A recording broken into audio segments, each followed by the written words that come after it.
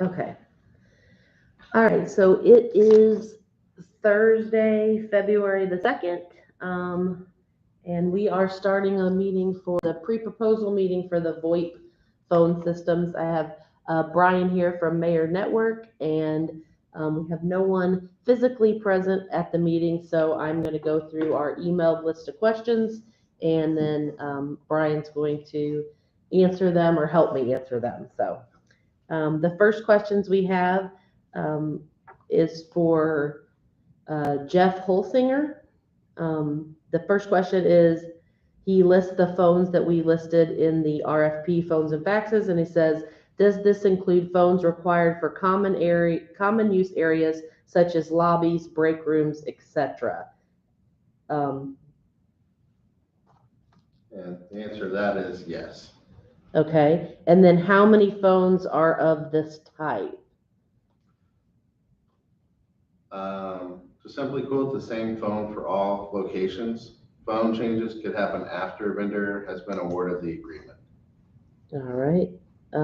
Next question. The only specification mentioned for desktop phones are Bluetooth and headset support. Are there other requirements? Not at this time. Will the 11 fax lines be replaced with an electronic fax solution? Should this replacement be part of our bid? Yes, you can include electronic faxing if you would like to, but it's not required. How many analog circuits will you require with the new system? This is supposed to be a SIP VoIP-based system, so we're not utilizing analog phone lines. Next question. Each department/site should have a multi-level auto attendant specific to the site's needs. Please provide the total number of departments. We currently have 15 departments per our website. You mentioned both main numbers and DID numbers. How many total numbers will Union County move to the new system? We have 32 currently. The only paging referenced is over the telephone handsets. Is there any overhead paging? Not at this time. And then the last two questions I already answered. They were just about whether this meeting was going to be a Zoom type meeting, which the answer was no, and whether the questions would be emailed out, and the answer is no. So this video is how you get the answers to your questions. So going on there, he sent a request for a couple more questions to be added. It says each site should have a DID that allows for multiple incoming calls. Please clarify what you mean by each site. Do you mean each location? For example, courthouse, highway department, etc., should be able to receive multiple incoming calls. If so, how many users do you have that answer DID calls to each location? So each site could be a department or a physical location that contains a department. Are calls at each location answered live or by an auto attendant? Each department will make their own decision on that. Will the county be using one Cat5/6 cable for both voice and data, or separate cables for each? Is the Cat5/6 cable being used today for the Mitel system? Data and voice will be the same physical cabling, which is currently Cat5 or Cat6, depending on the location. And then no, the Mitel system is analog, so it does not use network cabling. How much bandwidth does the county have on its current internet connections? That varies per location. Typical locations have fiber with one location on DSL. Main government building has a 300 by 100 fiber. Other locations are much smaller staff-wise with lower bandwidths. More bandwidth can be purchased if needed. Does the county already have PoE network switches in place to power the new phones, or will the county require power adapters for each phone? The county does have PoE switches that are going to be installed. However, we ask all bids contain power supplies for phones. And I think that's it for Mr. Holsinger. So the next set of questions that I have emailed to me is from a Kim Rouse. The first question is, what network switches are you using at the core/edge? Are they PoE? Just covered that question a little bit ago, but the answer is we use Unify and the RPOE. Is Category 5E cabling at each new IP set location? Yes. Will you be sharing the IP drop with the PC, or will it be dedicated to the phones? So in most cases, they'll be passed through from the phone to the PC. Some areas may require a separate connection for the phone pending.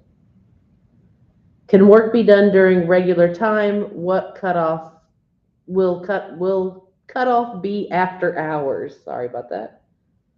I'll cut over. We'll definitely look for minimal disruption is best for everybody. That can be discussed. Cutover would be after hours. Can you provide the physical addresses of all locations?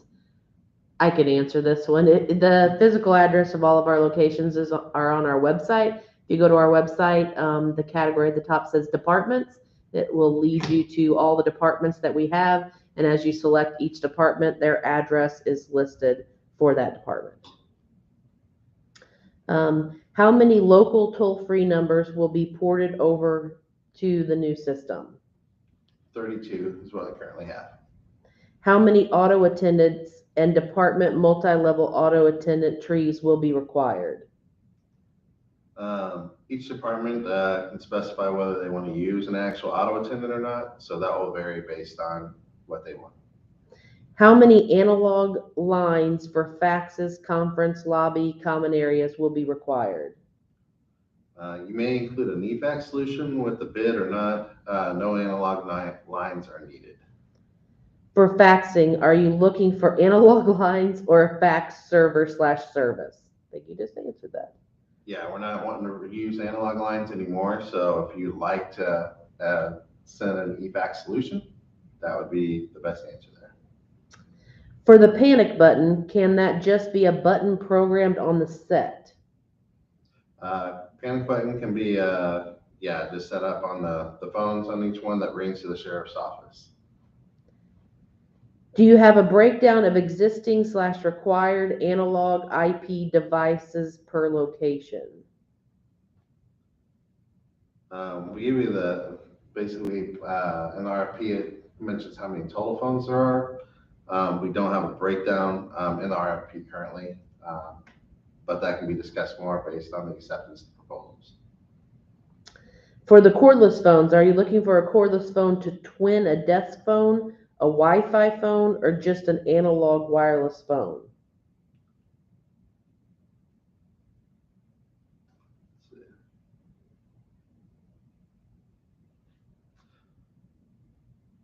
We don't directly use that currently. So for the answer right now, I would say no, unless a department chooses that they would like to have that set up. But I would expect that we don't have that. Okay. And I think also that for the cordless phones, we're looking for cordless phones with 3 bases, but 5 handsets. Yes. Yeah, we're currently wanting to get the ECT type of phone-based systems. 3 bases with a total of 5 handset options minimum. Perfect. How many users require the ability to integrate with third-party mobile phones and devices? All of them. Everyone. Yep. Do you currently have overhead paging? If so, how is it connected to Mitel today? None currently established. Nope. Okay, so the next set of questions are from Neil Sabat. The first question is, will you have remote access for the bidders conference on the 31st? I've already answered that. We're doing this, taping it on our YouTube live for the answers. Next question, can you please tell us the model number and software level of the Mitel phones? I don't know why that's relevant because we're getting rid of them. I would actually answer it that way. Since we're moving to a new system, this brings along new opportunities we're a new phone system. So that one I think we better directed for your own system and how you want to use it. My tel system is unsupported. Why would we Obsolete. get these? Okay, general information states the system must be compatible with the current internet provider and the current network. Please describe your current network. We're a TCP/IP network, made of several departments in such a place like the courthouse. All locations, minus a couple exceptions, have fiber internet service. The others have DSL. And that's about it. Okay. Is each building on the same network? No. Each building has their own internet provider, and the network itself is based on the physical location, so they are all individuals. Does each phone location have Cat5 or better cabling? Yes. That's a common question. Do you have PoE switches for the phones? Yes, Yes. but we were asking for bids to include power supplies regardless. Okay. For the panic button, are you looking for a pre-programmed key on the phone or a physical separate button located someplace in the facility? We're on the phone is currently fine, so that's what we're expecting at least at the moment. Do you have a separate paging system? Does each building have its own system? If so, please provide the make and model and analog, or is it analog or IP? No paging system currently other than the on-call. And would you consider training over video conference in lieu of all of on-site training? And I will tell you, we prefer training on site for group and individual use. All right, so that's it for Mr. Sabat. And now I have some questions from Bruce Ethington. So Bruce's first question is, if we quote an off-site hosted system, we will want to move your dial tone to VoIP as well. Can you tell us how many phone numbers are currently on the existing system? Currently, we have 32 phone systems. However, we are looking to move to VoIP, so we hope any solution that you have is going to be VoIP-based anyway. But yeah, all bids will need to include the services as well for the VoIP. Yes. How many DIDs for users are needed? Currently 32. The RFP states 1 DID for each site. To confirm, is that a total of 4 sites? That one I think was 7 sites, I do believe. I did not notate that one correctly. Basically for that one, we're asking for each department or site to have a dedicated DID number. And you can see how many sites we have, or for departments we have on our website. I believe it's 15. 12? 15. We have 15 departments. Okay, but, did it say departments? Sorry, I misunderstood that. That was my fault. He says the RFP states 1 DID for each site. To confirm, is that a total of 4 sites? If we're talking about DIDs, that's the direct numbers. Numbers. But how many sites are coming on board, which,